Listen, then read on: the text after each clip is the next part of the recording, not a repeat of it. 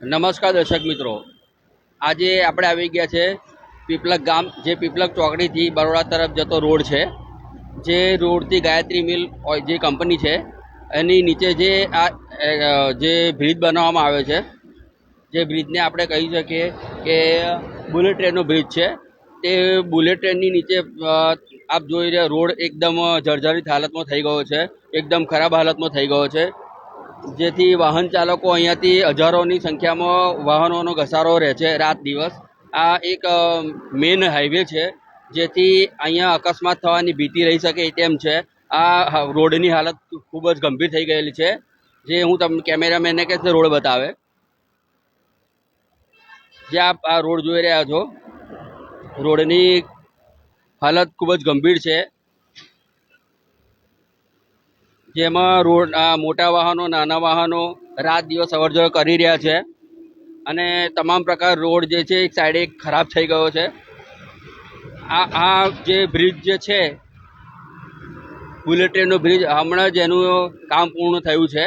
અને આ જે અહીંયા આપ જોઈ રહ્યા છો બુલેટ ટ્રેનનું આગળ એનું છે, એટલે બુલેટ ટ્રેનનું સ્ટેશન આવેલું છે.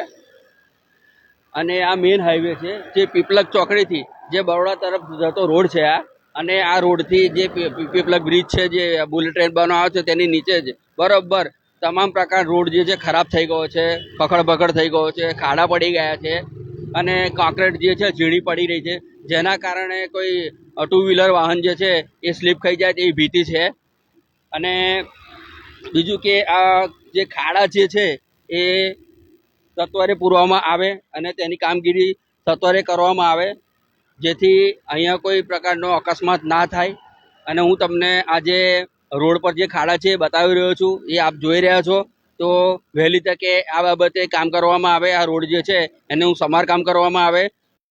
નમસ્કાર દર્શક મિત્રો, જે આપણે હવે વાત કરીએ પ્રમાણે કે પીપલક ચોકડીથી જે બરોડા તરફ જતો હાઈવે જે છે, જે બુલેટ ટ્રેન બનાવવામાં આવ્યો છે તેની નીચે જે બરાબર જે રોડ આ જે રોડ છે હાઈવે પર, એ રોડની હાલત ખૂબ જ ગંભીર થઈ ગઈ છે. હું કેમેરામેનને કહીશ કે રોડ બતાવે, તેના ખાડા બતાવે. એ રસ્તો ખૂબ જ જર્જરિત થઈ ગયો છે અને એ રોડની હાલત ખૂબ જ ગંભીર છે. એની પર કાંકરેટ પડેલા છે, જેને લઈ કોઈ વાહન અકસ્માત થઈ શકે તેમ છે.